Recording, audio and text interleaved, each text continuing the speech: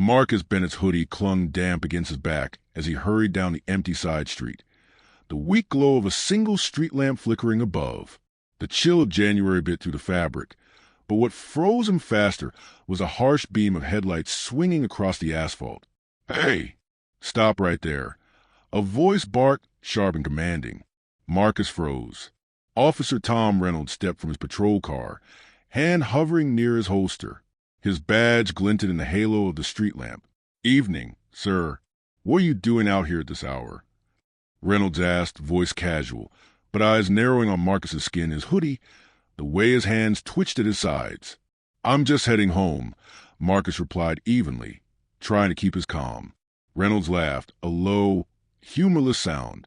"Ain't seen many young men dressed like you walking these streets without trouble. You sure you're not up to something?" Marcus's stomach tightened. Every instinct screamed danger. He raised his hand slightly, voice steady, heart hammering. "I just going home," he said again. "Don't play smart with me, boy," Reynolds snapped. "I can make your night real uncomfortable. Real quick." The streetlight buzzed overhead, casting long, jagged shadows across Marcus's face. He swallowed, caught between fear and fury. And then, before he could respond, Reynolds reached for the cuffs, smirk twisting his face. Marcus's phone vibrated in his pocket, an email alert from City Hall. But he didn't see the name flashing until it was too late. Marcus Bennett's hoodie clung to his damp shoulders as he walked briskly down the cracked sidewalk. The January wind cut through the fabric, but the chill in his chest was different. A tight, gnawing awareness that tonight, the city felt unusually heavy. Street lights flickered overhead, throwing jagged shadows across the empty street. A sudden glare of headlights made him freeze. The hum of a patrol car engine vibrated through the pavement. The car rolled to a stop a few feet ahead, and a door slammed. "Hey! Stop right there," a sharp voice barked. Marcus's stomach tightened. Officer Tom Reynolds emerged, his hand hovering near his holster. The streetlight caught the badge on his chest, sending a brief flash across the asphalt. "Evening, sir," Reynolds said, tone deceptively casual. His eyes, however, scanned Marcus from head to toe, lingering on the hoodie, his skin, the way his hands twitched at his sides. "What are you doing out here at this hour?" Marcus straightened, keeping his voice steady. "Just heading home." Reynolds chuckled, a low, humorless sound. "Ain't seen many young men dressed like you walking these streets without trouble. You sure you're not up to something?" Marcus felt a familiar twinge of anger twist with fear. He kept his hands in his pockets, voice calm. "Even, I'm just going home, sir." "Don't play smart with me, boy," Reynolds said, stepping closer, eyes narrowing. "I can make your night real uncomfortable. Real quick." Marcus's pulse hammered. The chill from the night faded under the heat of tension. Every instinct screamed, "Keep calm, or it will get worse." "I'm not causing trouble," Marcus said, measured, controlled, aware that any sudden movement could escalate this. "Trouble finds people like you, whether you want or not," Reynolds said, voice flat but heavy, hand brushing his holster in an unspoken threat. Marcus swallowed. The streetlight overhead buzzed and flickered, casting jagged shadows across his face. His phone vibrated inside his pocket. Reflexively, he pulled it out. Marcus Bennett, city prosecutor appointment confirmed. His eyes flicked up at Reynolds, who misread the glance entirely. Reynolds smirked, that smug, overconfident smirk officers wear when they feel untouchable. "You got something to hide, boy?" Reynolds asked, cocking his head. "No, sir," Marcus replied, voice steady, sliding the phone back into his pocket. "I'm going home." Reynolds' smirk twitched but didn't fade. "You sure? You look like the kind who's trouble walking." "I'm done talking," Marcus said, tone firm now, threading anger beneath calm. Reynolds' hand hovered over his cuffs. Marcus's chest tightened, breath short, the air heavy, each second stretching impossibly long. "Turn around," Reynolds said finally, voice sharp, clipped, like steel under pressure. "Hands where I can see 'em." Marcus felt the night tighten around him, shadows stretching. He wanted to pull out the email again, prove his identity, assert authority. But the risk was enormous. One wrong move and his night could become a nightmare. The streetlight above flickered violently, sputtered, then went dark. Only the patrol car's headlights remained, swaying uncertain. The shadows deepened. Marcus's phone buzzed again, another email notification, but he ignored it, focusing instead on the slow, deliberate steps of Reynolds closing in. "I said, turn around," Reynolds repeated, voice low now, dangerous, a predator closing in on prey. Marcus's jaw tightened. He inhaled sharply, controlling the tremor in his hands. He could feel the weight of every glance, every assumption, every stereotype press against him like a physical force. "I'm not hiding anything," he said quietly, measured, almost like a mantra. "I'm going home. That's all." Reynolds tilted his head, studying him like he had all the time in the world. "You know, you could make this real easy for yourself or real hard." Marcus's chest rose, each heartbeat loud in his ears. He glanced at the patrol car, the empty street, the deepening shadows. His mind raced. How much authority does this man really think he has? How quickly will he abuse it? Then Marcus remembered the email flashing on his phone. He was no ordinary young man out for a walk. He was the city's new prosecutor. The thought ignited a spark inside him. Calm, resolute, a quiet power he hadn't yet fully wielded in this context. Reynolds didn't know it. Not yet, but the shift had already begun. Marcus could feel it, a subtle, taut tension, the weight of justice waiting to be claimed. The cuff clicked as Reynolds moved closer. Marcus's lungs constricted. Shadows loomed, the night pressed in, and for a moment, the city felt as if it held its breath, waiting. Marcus Bennett stood perfectly still, the storm of fear and righteous anger swirling inside him, knowing this confrontation would not end with simple words. The sunlight cut to the blinds of Marcus Bennett's apartment, sharp and almost accusatory, like the city itself was judging him. His head rested against the back of the sofa, hoodie gone, tie loosened, still smart in a dark blue suit that smelled faintly of his late-night walk. Coffee steamed in a chipped mug on the table beside him, but he hadn't touched it. "What time did you even get in?" asked Tanya, his assistant, peeking into the room with a frown. Her tablet was tucked under one arm, her hair pulled back in a professional braid. "Late," Marcus muttered. He rubbed his eyes, replaying the night over and over. A patrol car. Reynolds. He almost arrested me for walking home. Tanya's eyebrows shot up. "Reynolds? Tom Reynolds? The guy who thinks he owns every street corner?" "Yeah," Marcus said, running a hand through his hair. I kept my cool. I didn't give him an excuse. But he let the words trail off, unwilling to admit just how shaken he still felt. "But," Tanya prompted, leaning against the doorway. "I got this," Marcus said, pulling his phone from his pocket and showing her the email again. "City Hall. I'm officially the new prosecutor. I start today." Tanya's jaw dropped. "Marcus, that's... wow. You're kidding." "Not kidding," he said, voice tight. "And I couldn't help thinking about Reynolds the whole time. The same cop trying to intimidate me. He doesn't know it yet, but he's going to have to answer to someone who actually..." He paused, swallowed hard. "Who actually has authority now." Tanya sat across from him, tablet in hand. "So, what are you going to do?" Just walk in there all calm and professional, knowing what happened last night. Marcus's lips pressed into a thin line. "I have to. That's the thing about this job. I can't let fear or anger dictate my actions. But I'm not forgetting." They sat in silence for a moment. The low hum of the city outside filtered in through cracked windows, distant sirens slicing the quiet. Marcus thought about all the reports, the news stories, the statistical analysis that marked a pattern. Young black men stopped, harassed, sometimes worse. He had studied these cases for years. And now he had the authority to act. A news alert pinged on Tanya's tablet. She frowned and tapped the screen. Another story about Reynolds. A stop downtown last night. They're calling it routine, but you know how it really reads. Marcus leaned over to glance. The article described the stop in bureaucratic, sanitized language. Officer conducted a standard pedestrian check. Individual cooperative. No further action. The words made his blood boil. They stripped the threat, the intimidation, the fear. Cooperative? He muttered, voice low. He didn't even see me.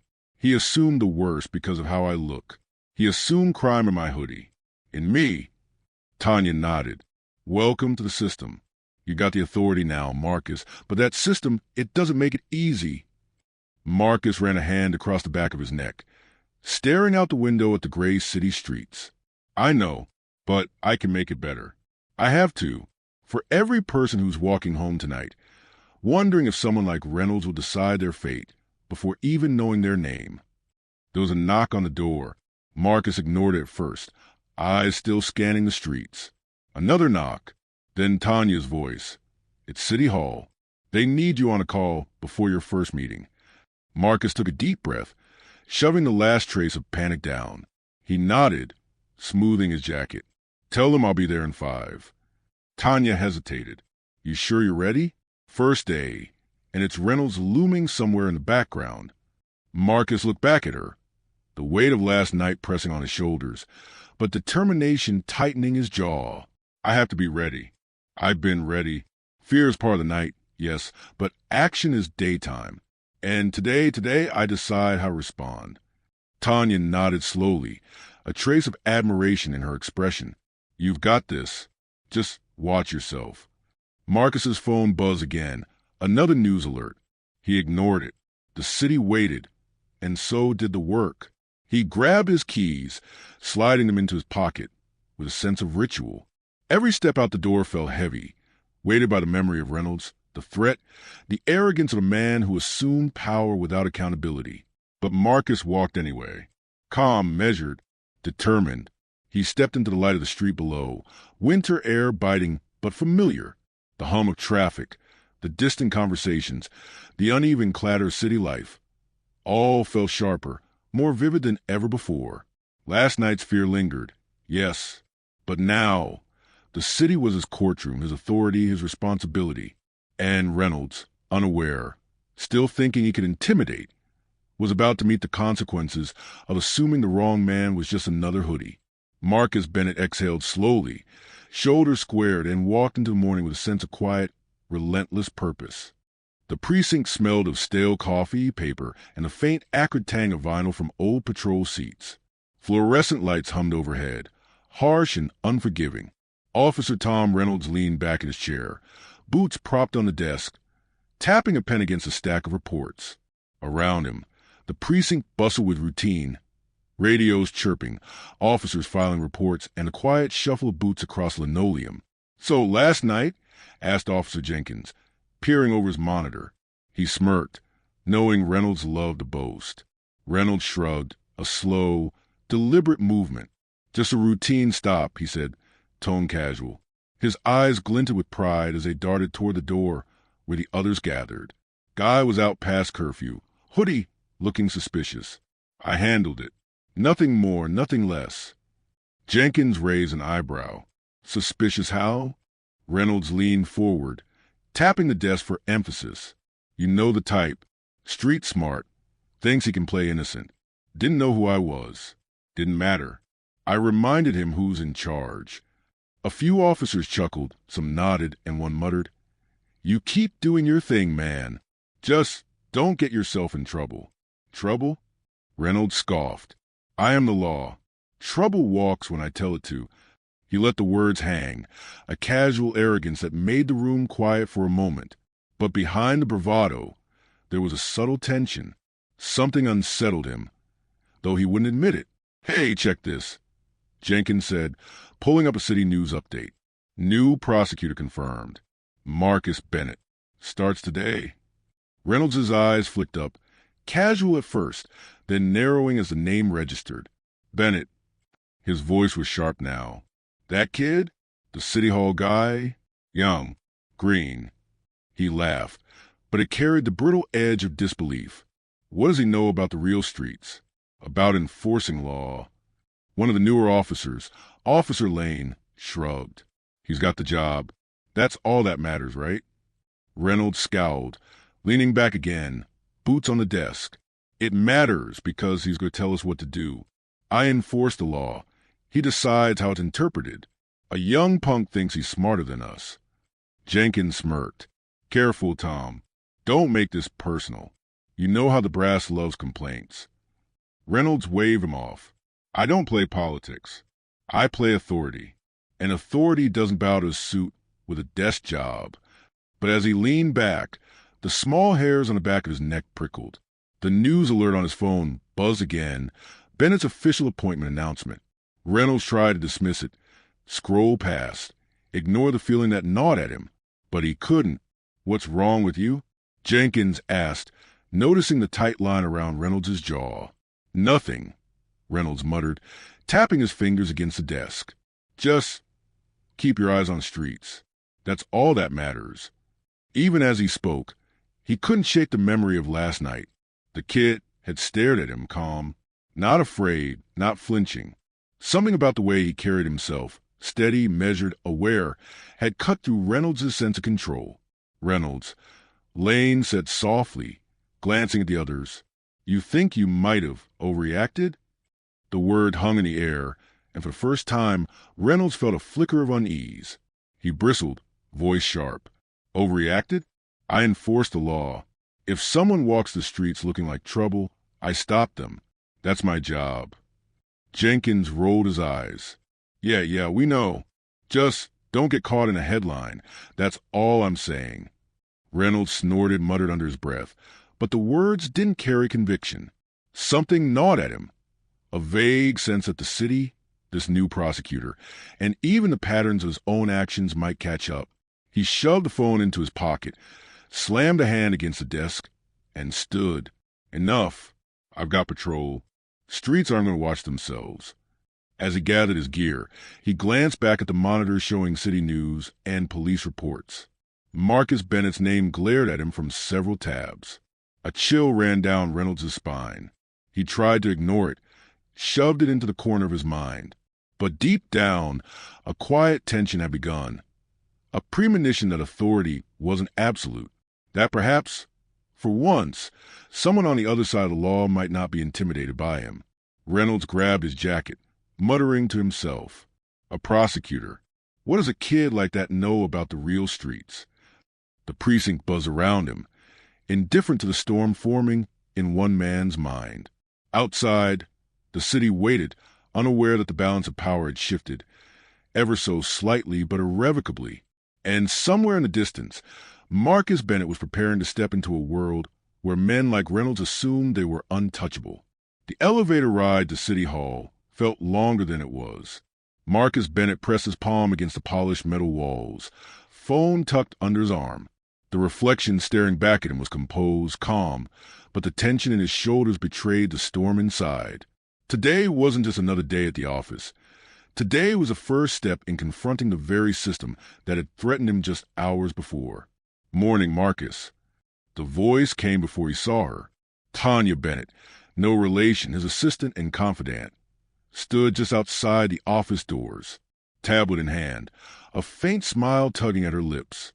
Your first case. Legal files already on your desk. Marcus exhaled slowly, pushing the doors open. The office smelled faintly of ink and recycled air. The desks were stacked with papers, folders neatly labeled, civil rights, police misconduct, public complaints. He ran a hand over the edge of a stack marked, Bennett versus Reynolds, civil complaint. Already got the first one lined up. Tanya said, voice neutral but sharp.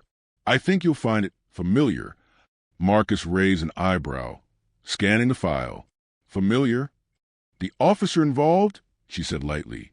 Your last night, your life, your neighborhood.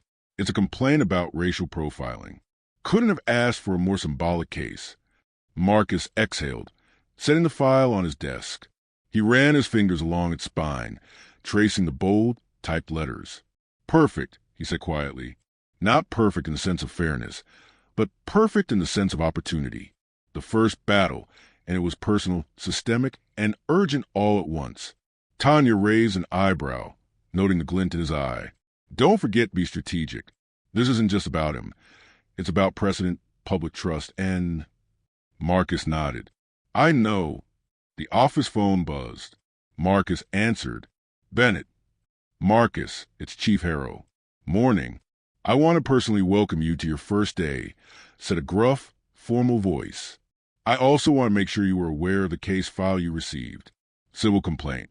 Officer Reynolds. Marcus didn't need to speak. The name alone was enough. His mind replayed last night. The streetlight, the cuffs, the glare. "Yes, Chief. I'm reviewing it now." "Good.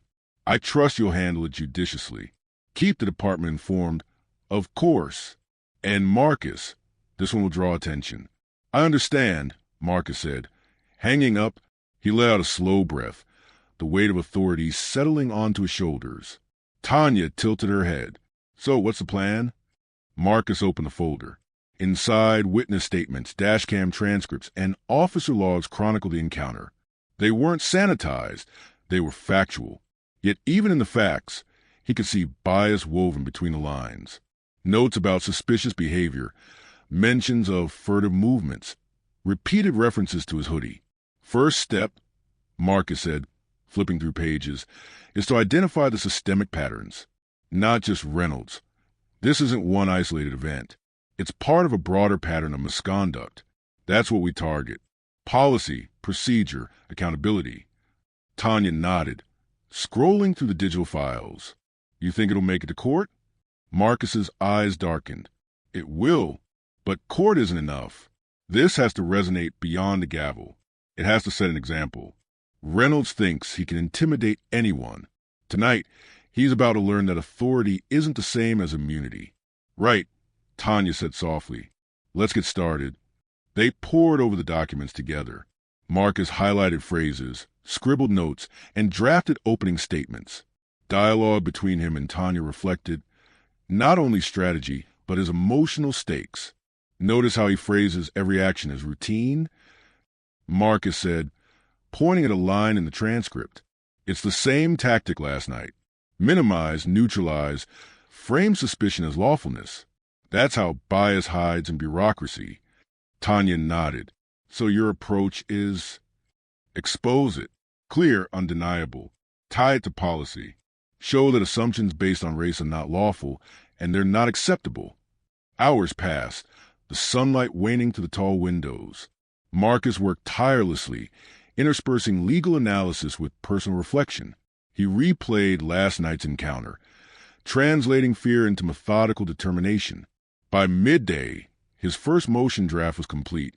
He leaned back, stretching, eyes fixed on the city beyond the office window.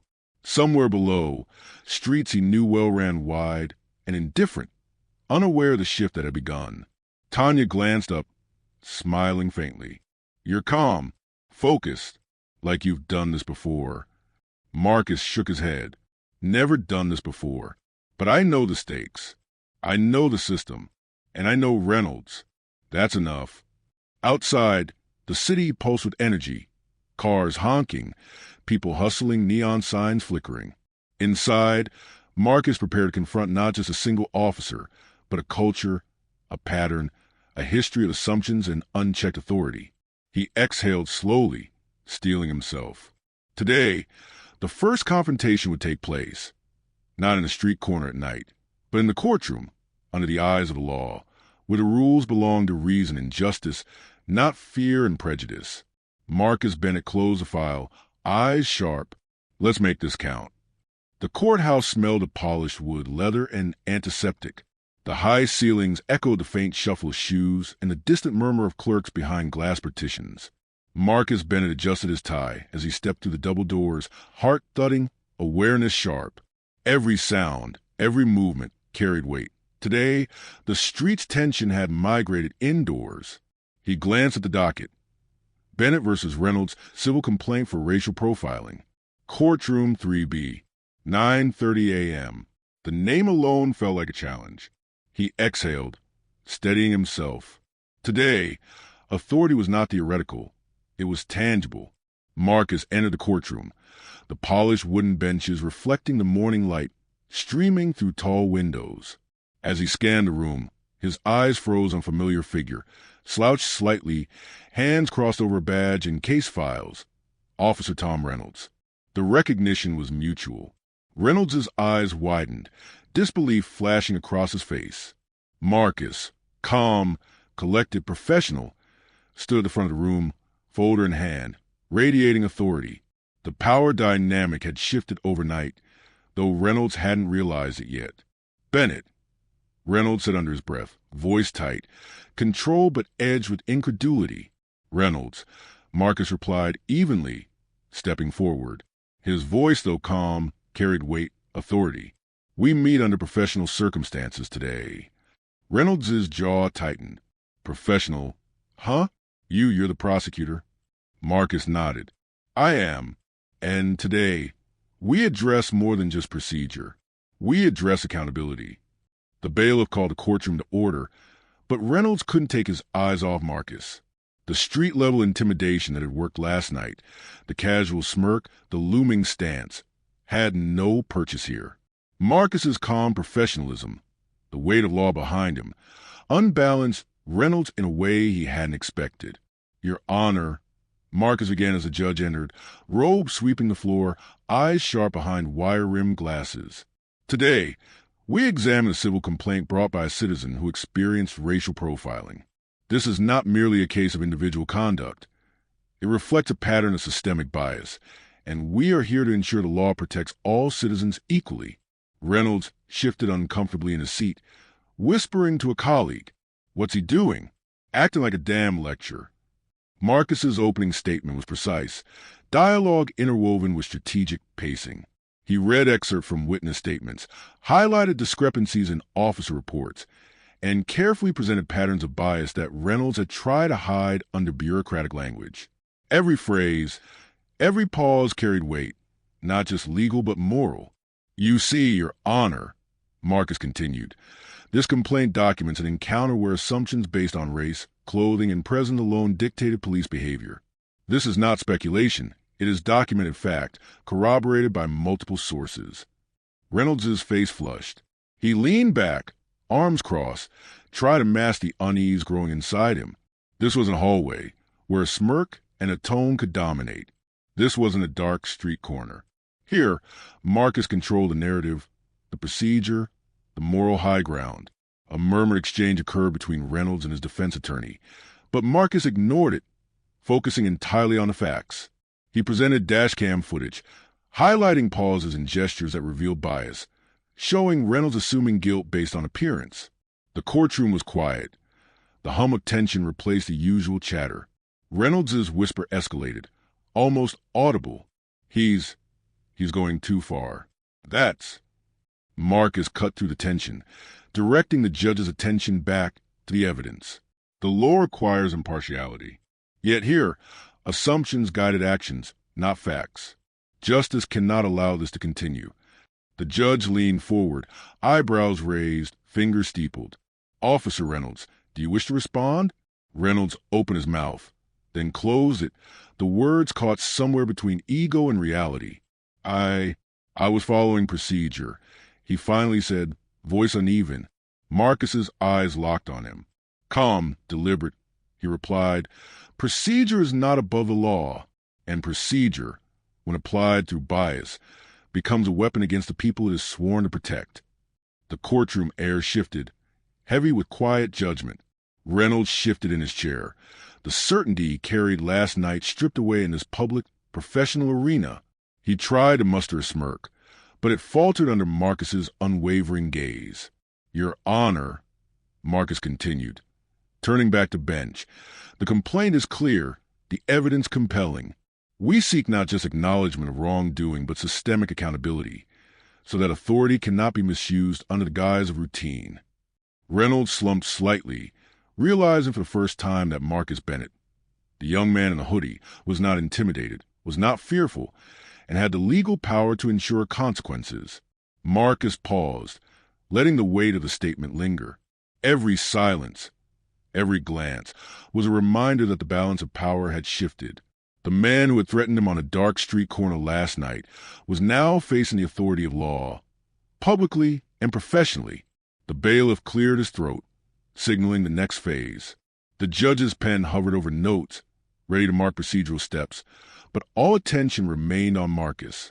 Reynolds' colleagues watched him quietly, some exchanging uneasy glances. For a fleeting moment, The courthouse was still. Marcus exhaled slowly, composure intact, knowing that this encounter was only the beginning, but also that it was a statement.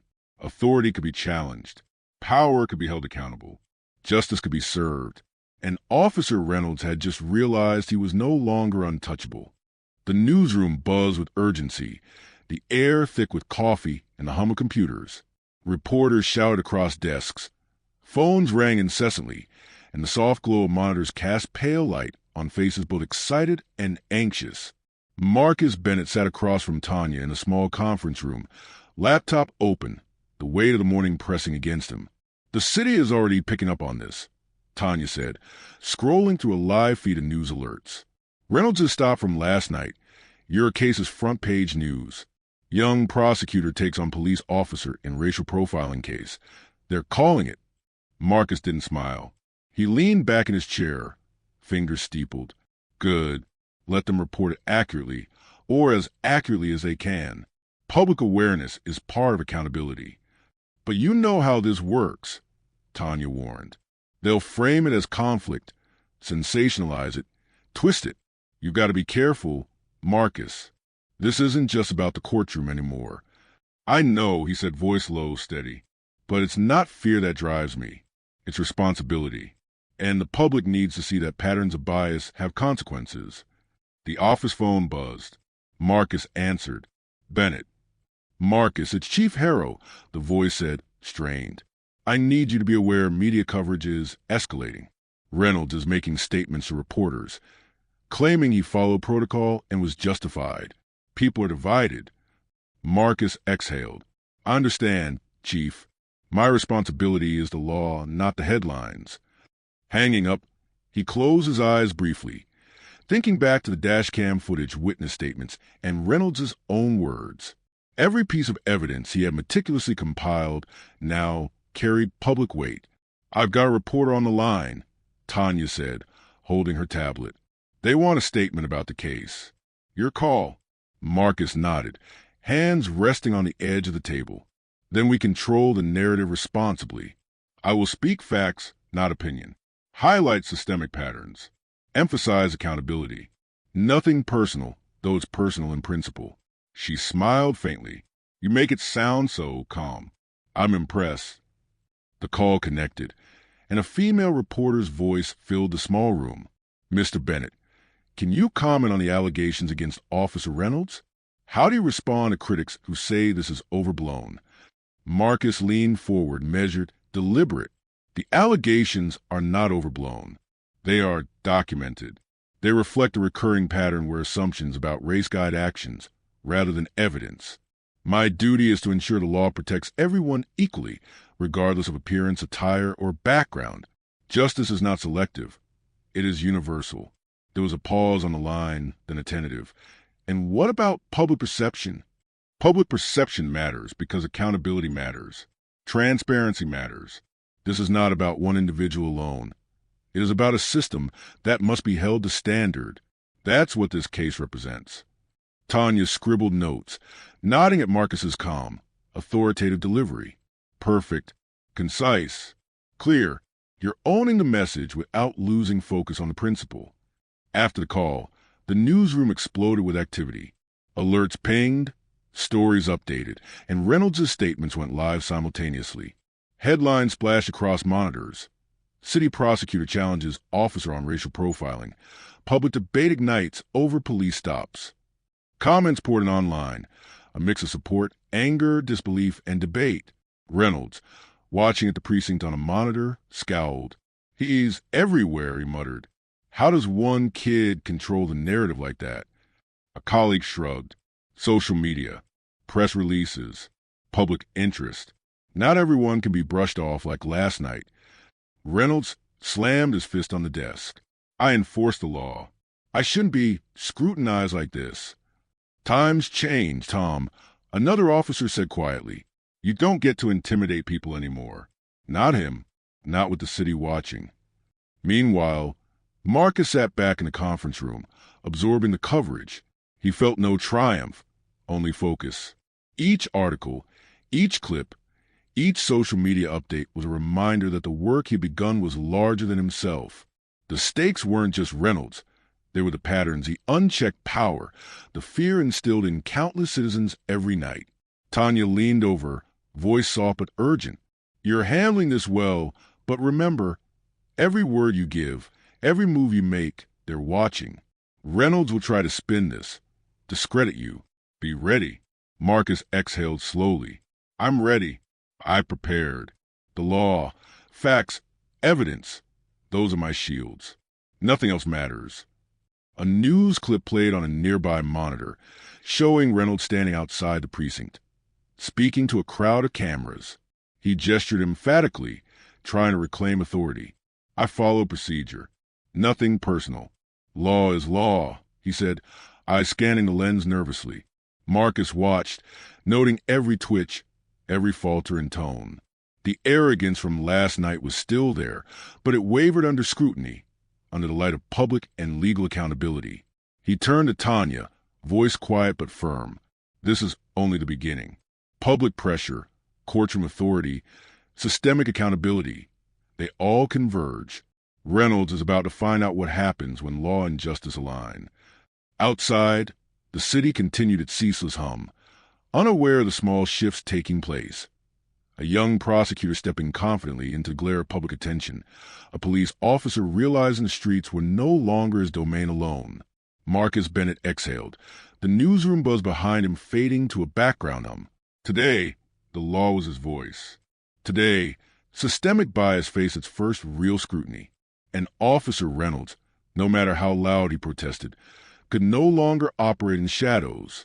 The courthouse smelled of polished wood, leather, and lingering coffee from early arrivals. Sunlight spilled to the high windows, catching dust motes that hung like tiny specters in the air. Marcus Bennett adjusted his tie, taking a steadying breath. Today, he was not just a young man who had been harassed on a dark street. Today, he was the city's prosecutor, the embodiment of accountability. He walked into Courtroom 3B, the polished floors echoing with each step. The benches were filling with reporters, citizens, and a few colleagues. Somewhere in the back, Reynolds shifted, his uniform crisp but his posture tight, hands fidgeting with a pen. The same man who had towered over Marcus on a dimly lit street now sat under scrutiny, exposed to light procedure and law. The bailiff called the court to order, and Judge Hamilton, robe sweeping the floor, took his seat. Marcus cleared his throat, stepping forward. Your Honor, today we examine a complaint filed by Mr. Marcus Bennett against Officer Tom Reynolds for racial profiling and abuse of authority. This case is not merely personal. It reflects systemic issues requiring accountability and transparency. Reynolds' lawyer muttered under his breath. He's theatrical, too dramatic. Marcus ignored it, eyes fixed on the judge, then on the officer. Your Honor, he continued, evidence shows that assumptions based solely on appearance and perceived behavior guided Officer Reynolds' actions rather than objective assessment. This is unacceptable in a city that claims equal protection under the law. Reynolds' jaw twitched. He leaned toward his attorney, whispering furiously, but Marcus didn't flinch. I'd like to present dashcam footage of the encounter, Marcus said. The footage played small but clear, showing Reynolds' gestures, the way he circled, the tone of voice, and the sharp movements toward Marcus that conveyed threat rather than procedure. The courtroom grew silent, the only sound the subtle click of projector. Marcus's voice cut through the quiet. Observe the body language. Note the repeated assumptions. This is not routine policing. It is intimidation predicated on race. Reynolds' face hardened. He attempted to interject. I was following procedure, he said, louder this time. Marcus turned slowly, voice calm but firm, directed at Reynolds. Procedure is not a shield for bias. Following procedure does not justify the presumption of criminality based on race or attire. That is not law, that is prejudice. The judge's pen hovered over notes, eyes narrow, listening intently. Proceed, Hamilton said, voice clipped, commanding attention. Marcus then read witness statements aloud, each word deliberate, highlighting inconsistencies in Reynolds' reports, phrasing that downplayed fear and omissions that concealed intimidation. The courtroom hung on every line. Officer Reynolds, Marcus said, stepping closer, though keeping professional distance. You assumed guilt without evidence. You made a decision to escalate rather than observe. Why? Reynolds opened his mouth, hesitated, then muttered, I was enforcing the law. Marcus's voice was quiet, but deadly precise. Law enforcement requires impartiality. Authority is granted with responsibility. When that responsibility is ignored, law becomes arbitrary and dangerous. A reporter in the back whispered to a colleague, and even some of Reynolds' peers shifted in their seats. The tension was palpable. Reynolds' confident posture had faltered. The courtroom dynamics had flipped. Your Honor, Marcus continued, we are not seeking vengeance, but accountability. This case demonstrates the need for checks, for transparency, for a system that protects the innocent rather than punishing them based on stereotypes. Reynolds' lawyer attempted to interrupt, but Marcus's eyes met the judge's. Hamilton nodded subtly, allowing Marcus to continue. He pulled out charts, patterns, and statistics showing prior incidents, careful not to attack Reynolds personally, but to reveal the systemic issues his behavior represented. We see a pattern. Stops, searches, assumptions. Minorities disproportionately affected. This is not isolated. And today, we set a precedent that unlawful assumptions and intimidation are unacceptable under our laws. The courtroom air felt heavy, almost electric. Every person present sensed a reversal. The young man who had been harassed was now standing at the center of authority, controlling the narrative, commanding attention, and insisting on justice. Reynolds shifted again, muttering under his breath. Marcus noted every twitch, every defensive gesture. The man who had believed power belonged to him alone now realized authority could be challenged publicly and legally. Marcus paused, letting his words resonate. Justice is not fear. Justice is law applied fairly. Today, we affirm that power comes with accountability, and that no individual, no matter how uniformed, is above the law. A hushed silence followed. The judge scribbled notes, the courtroom holding its collective breath. Reynolds' shoulders slumped slightly.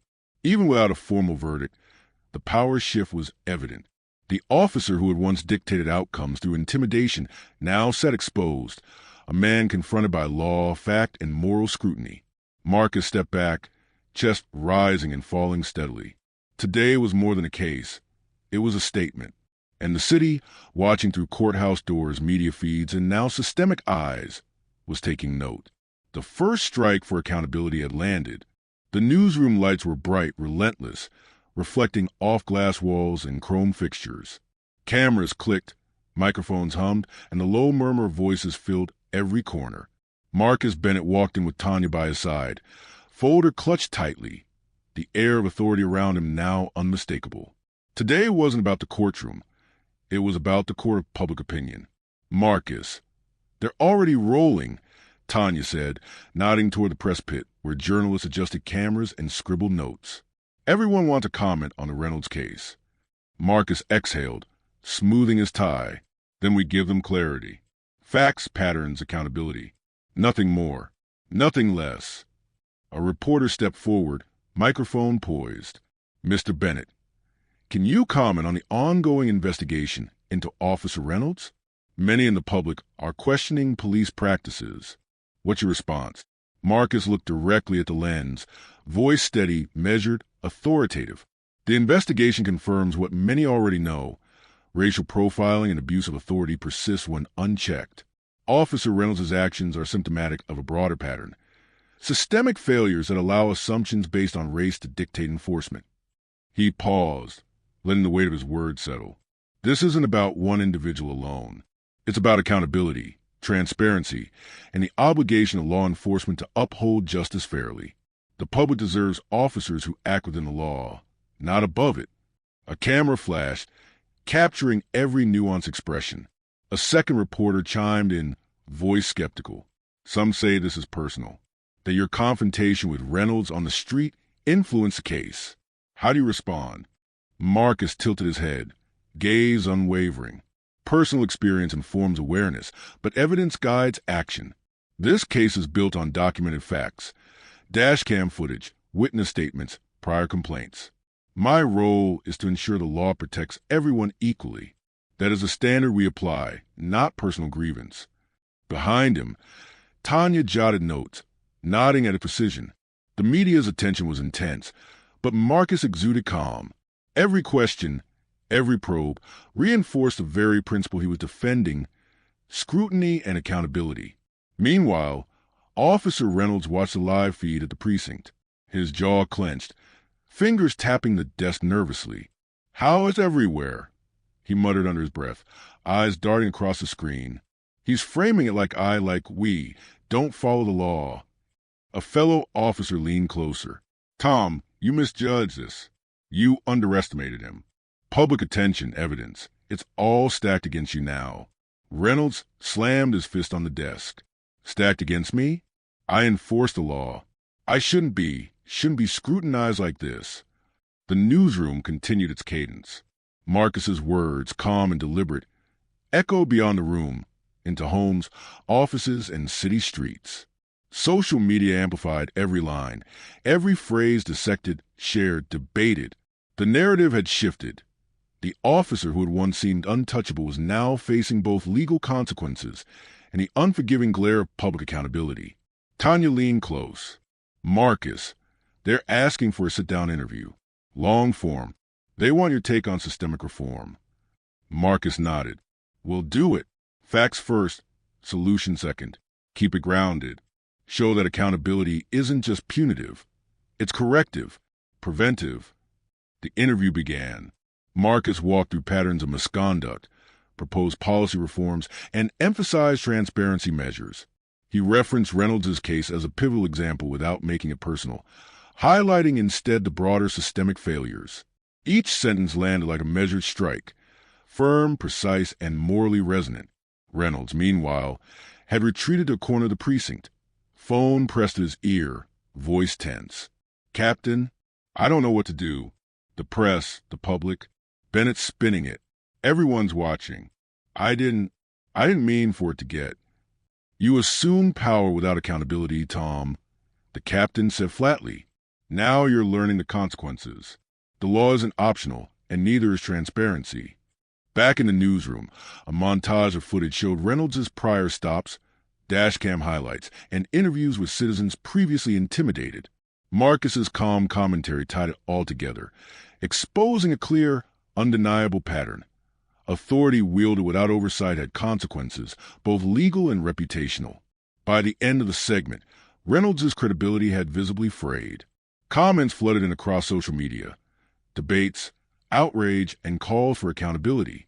The public wasn't just watching, they were responding. Marcus turned to Tanya as the cameras powered down. "It's not over," he said softly, voice carrying the weight of responsibility. "But this is a start. Exposure is the first step. Awareness is the next. And accountability? That follows." Tanya nodded, and Reynolds, Marcus's gaze darkened. He knows now that power is conditional. Authority requires integrity. If he ignores that, there will be consequences, public, legal, professional. And today, he's feeling it in full. Outside, the city hummed with life.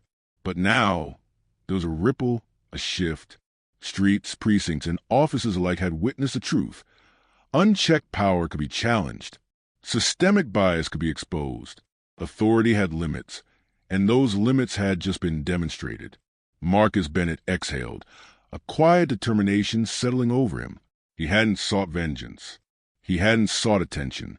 He sought justice, fairness, and accountability. And now, the first wave of exposure had made it undeniable.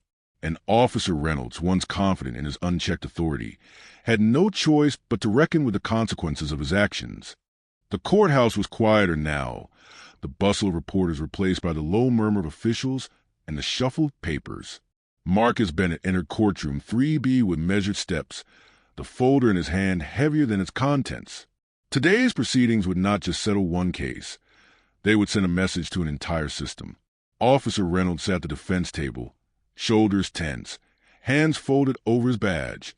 His confident posture from a night of the street stop, and even the first hearings, had crumbled under scrutiny. The courtroom had become a mirror, reflecting not just his actions, but the consequences of unchecked authority. "Your Honor," Marcus began, voice steady, eyes locking with Reynolds's, Today, we finalize a review of Officer Tom Reynolds' conduct. The evidence shows a clear pattern of racial profiling and abuse of authority. Our goal is not vengeance, but justice, ensuring that law enforcement upholds the principles it swore to protect. The judge's gavel struck lightly against a wooden block. Proceed with final arguments. Marcus opened the folder, pulling out highlighted reports, dashcam transcripts, and statements. He laid them on the desk one by one. We have witness statements corroborating the incident, dashcam footage showing intimidation, and prior complaints demonstrating a systemic pattern. Officer Reynolds acted based on assumptions tied to race and attire, not facts. Such behavior cannot go unaddressed. It erodes public trust and violates the very oath of law enforcement. Reynolds swallowed hard, lips pressed into a thin line. His attorney leaned in, whispering hurriedly, but Marcus ignored it, letting the evidence and his words speak. Authority, Marcus continued, is not an invitation to prejudice. Power carries responsibility. And today, that responsibility has been examined under the law. The judge's eyes were sharp, reflecting the weight of deliberation. Officer Reynolds, your conduct has been reviewed extensively. The court finds that the documented actions represent a clear violation of both department policy and the ethical responsibilities of your position. Reynolds's face paled. I was following procedure, he muttered, voice faltering. Marcus stepped closer, calm but resolute. Procedure is not a shield for bias. Following procedure cannot justify assumptions about individuals based on race or appearance. Justice requires impartiality, accountability, and integrity. The judge nodded. As a result, disciplinary action is mandated. Officer Reynolds is suspended without pay for 6 months, required to undergo mandatory retraining on bias and ethics, and his conduct will be formally documented in the departmental record. The courtroom murmured. Some citizens nodded subtly. Journalists scribbled notes furiously, and Reynolds' colleagues shifted uncomfortably. The balance of power had shifted permanently. Reynolds lowered his head, muttering under his breath. The arrogance that carried him through so many night stops and confrontations was gone. For the first time, he faced real accountability. Marcus turned to the judge, voice steady. Your Honor, this case is also a statement that systemic bias and abuse of authority will not be tolerated. Transparency and public accountability are integral to trust between law enforcement and the communities they serve. The judge's gavel struck again, louder this time. So ordered. As the courtroom cleared, reporters crowded around Marcus, cameras flashing, questions, notes, and microphones pressed forward, but he remained composed. One reporter asked, Mr. Bennett, do you feel justice has been served? Marcus paused, eyes scanning the room, then answered carefully. Justice has been served insofar as accountability has been recognized. But the work does not end here. Patterns of bias are systemic, and our responsibility is to ensure they are continually addressed, corrected, and prevented. Outside the courthouse, Marcus exhaled into the cold air. The city hummed around him, indifferent in one sense, yet changed subtly by the events of the day. Authority had limits.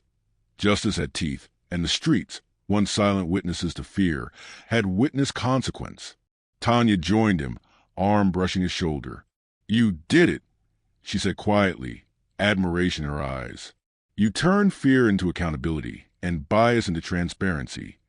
Marcus shook his head, modest. It's not about me.